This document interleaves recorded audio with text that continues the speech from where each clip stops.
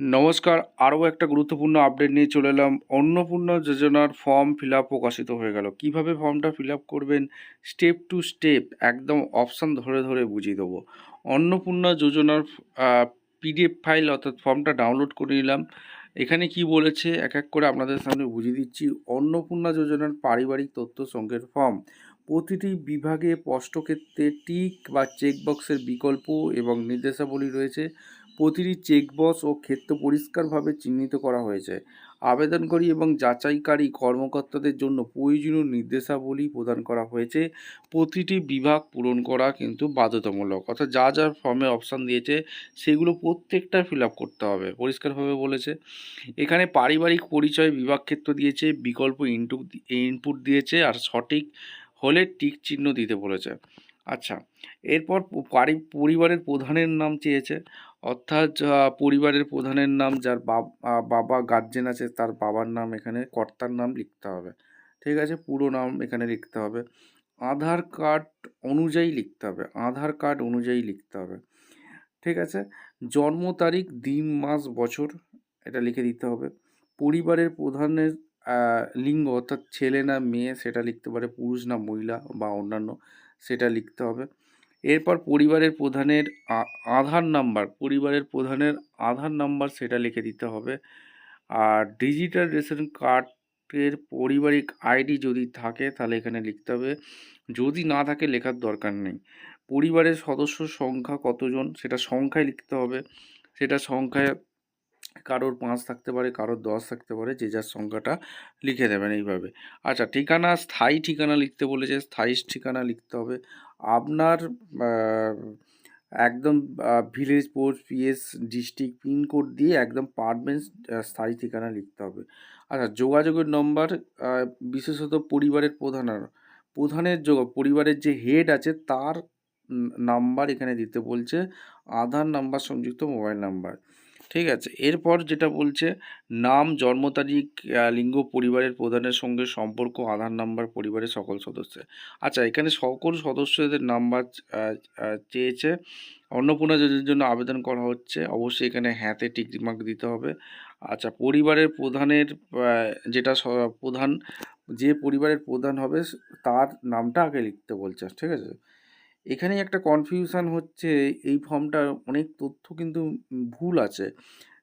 যেমন একটা আপনাদের এক্সাম্পল দিচ্ছি, পরিবারের সদস্য 1, অর্থাৎ পরিবারের প্রধান যে আছে তার নামটা এখানে লিখতে বলছে সদস্য 1, জন্ম তারিখ, লিঙ্গ, পরিবারের প্রধানের সঙ্গে সম্পর্ক তার কি, আধার নাম্বার। আচ্ছা, সদস্য 2 এরমভাবে দিয়েছে, নাম, জন্ম তারিখ, সদস্য 3, সদস্য 4, সদস্য 5। ঠিক আছে, ঠিক আছে, এইগুলো নাম, জন্ম তারিখ, পরিবারের প্রধানের সঙ্গে সম্পর্ক, আধার নাম্বার এখানে লিখতে বলছে। এইবার এবার যে আবেদন করবে, যে অন্নপূর্ণা ভাণ্ডারের প্রাপ্য, তারই তো নাম এখানে এই ফর্মে দেওয়া নেই, তাহলে কীভাবে সে টাকাটা পাবে? সেটা একটা কনফিউশন, আমাদের কাছেও ক্লিয়ার নয়। পরিবারের প্রধান এখানে সদস্য চেয়েছে, সদস্য 1, অর্থাৎ পরিবারের প্রধানের নামটা এখানে আগে দিতে বলছে। এবার তারপর যারা যারা সদস্য আছে ফ্যামিলির, সদস্য 2, সদস্য 3, সদস্য 4, সদস্য 5। ঠিক আছে, এই 5 জন সদস্য, এবার যাদের সদস্য 10 জন আছে তাদের কিছু অপশান নেই। ঠিক আছে, 5 জন পর্যন্ত অপশান দিয়েছে, তাহলে সেটাও এখনও কনফিউশন নয়।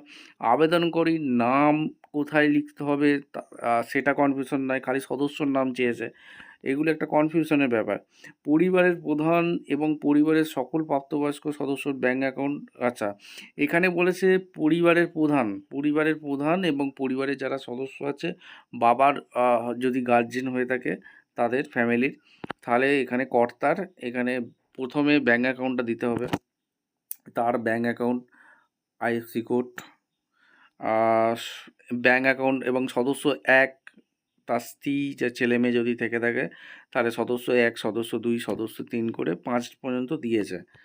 ঠিক আছে, এবার ধরুন কারোর ফ্যামিলিতে 5 জন সদস্য আছে, 5 জনের মধ্যে 4 জনের ব্যাঙ্ক অ্যাকাউন্ট আছে, 1 জনের নেই, তারা কি করবে সেটাও এখনও কনফিউশন।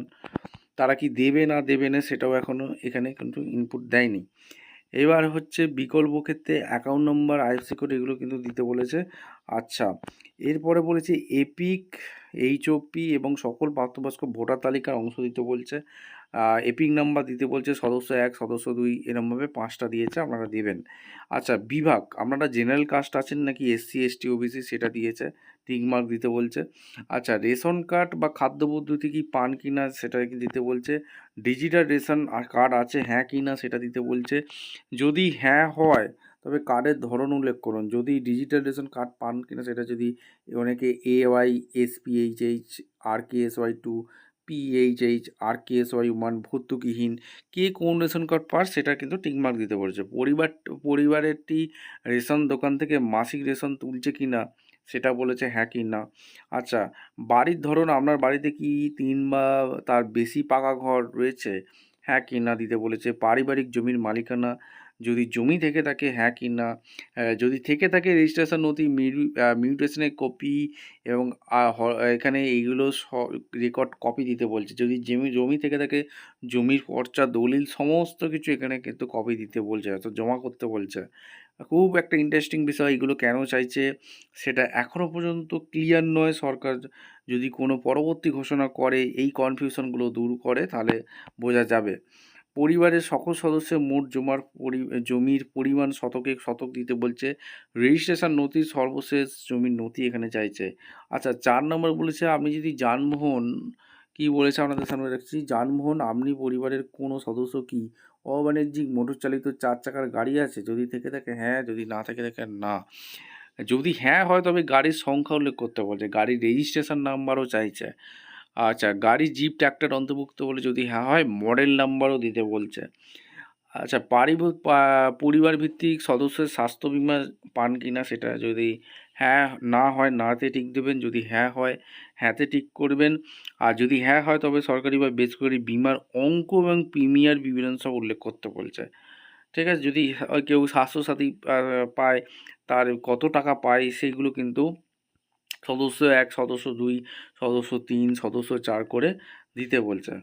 এরপরে আয় পেশা কোনো সদস্য কি আয়কর পেশাগত কর প্রদান করেন?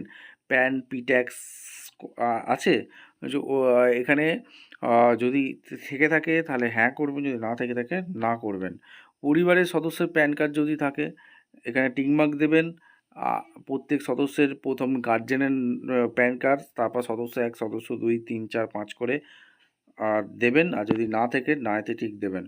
কর্মসংস্থানের ধরন, পরিবারের প্রধান কী কাজ করে, সরকারি ক্ষেত্র, বেসরকারি ক্ষেত্র, বেতনভুক্তি কর্মচারী, সংগঠিত ক্ষেত্রে স্বনিযুক্ত উদ্যোক্তা, ব্যবসায়ী, মালিক ইত্যাদি, আংশিক সময়ের কর্মরত, পার্ট টাইম, অসংগঠিত ক্ষেত্রে কারিগরি শিল্প, কৃষক ইত্যাদি, যে যার খরচ করে সেটা টিকমার্ক দেবেন। পরিযায়ী শ্রমিক বা বেকার অন্যান্য থাকলে দেবেন।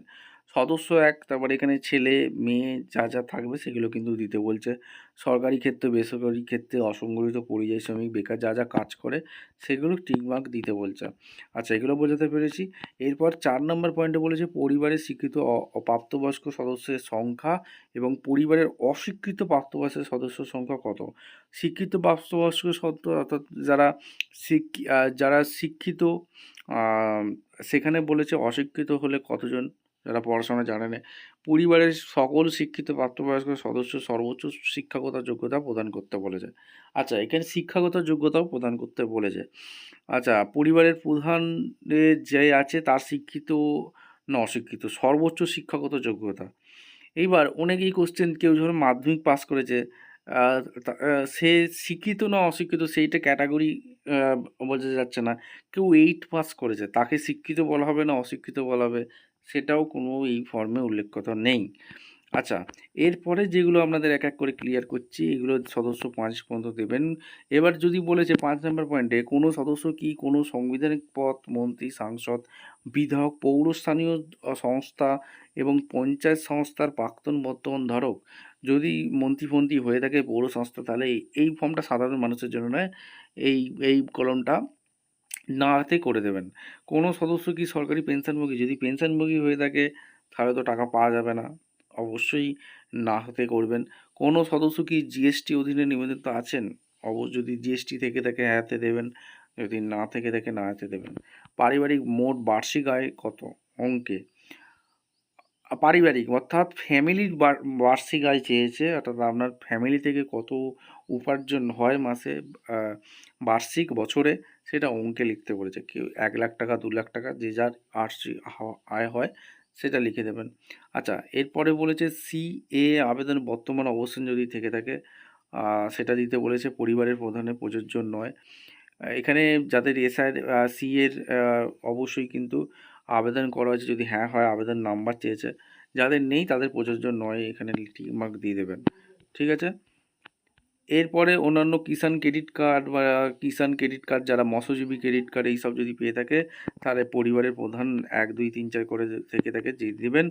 আর এইগুলো হচ্ছে ব্যাপার। আর এসআরে যদি ট্রাইব্যুনালের বিচারাধীন থাকে তাহলে সেটা দেবেন, এখানে প্রযোজ্য না, এখানে দিয়ে দিবেন।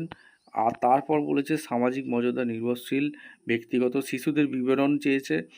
আচ্ছা, এখানে বিদ্যালয়ে অধ্যয়নরত পরিবারের সকল শিশু সদস্য, শ্রেণী, বিদ্যালয়ের নাম, সরকারি স্কুলে পড়েন নাকি, এই সবগুলো চেয়েছে, এগুলো দেবেন। মাদ্রাসাতে পড়েন নাকি, এগুলো চেয়েছে। সদস্য 3, 4 করে দিয়ে দেবেন। আচ্ছা, যদি শিশুদের টিকাকরণের বর্তমান অবস্থা থেকে থাকে সেটাতে এখানে দিতে বলছে। আচ্ছা, আপনি কি কোনো সরকারি প্রকল্পের সুবিধা ডিবিটির মাধ্যমে পাচ্ছেন? যদি ডিবিটির মাধ্যমে টাকা পেয়ে থাকেন তাহলে হ্যাঁ, আর যদি ডিবিটির মাধ্যমে টাকা পেয়ে থাকেন না, না। প্রকল্পের নামগুলো উল্লেখ করতে বলছে। ঠিক আছে। এরপরে যেগুলো বলছে এখানে এটা আপনাদের কিছু করতে হবে না। এখানে আমি এই মর্মে ঘোষণা করছি যে উপরে প্রদত্ত তথ্য আমার জ্ঞান ও বিশ্বাস অনুযায়ী সত্য এবং প্রযোজ্য ক্ষেত্রে আমি সকল সহায়ক নথি প্রদান করছি এবং উপরে উল্লেখিত কোনো মানদণ্ড বাদ দিইনি। আমি অবগত যে আমার প্রদত্ত কোনো তথ্য মিথ্যা প্রমাণিত হলে আমার সামাজিক সুরক্ষা সংক্রান্ত সুবিধা সব বন্ধ হয়ে যাবে। ঠিক আছে? এখানে এখানে স্বাক্ষর করতে বলছে। আর পরিবার বলতে এমন একদল ব্যক্তিকে বোঝায় যারা সাধারণত একসঙ্গে বসবাস করেন এবং একই রান্নাঘর থেকে খাবার গ্রহণ করেন। ঠিক আছে? বোঝাতে পেরেছি? আপনাদের মতামত অবশ্যই কমেন্ট করে জানাবেন। কোন বক্সটা বুঝতে অসুবিধা হচ্ছে কমেন্ট করে জানাবেন। দেখা হচ্ছে কোনো পরবর্তী ভিডিও। ধন্যবাদ।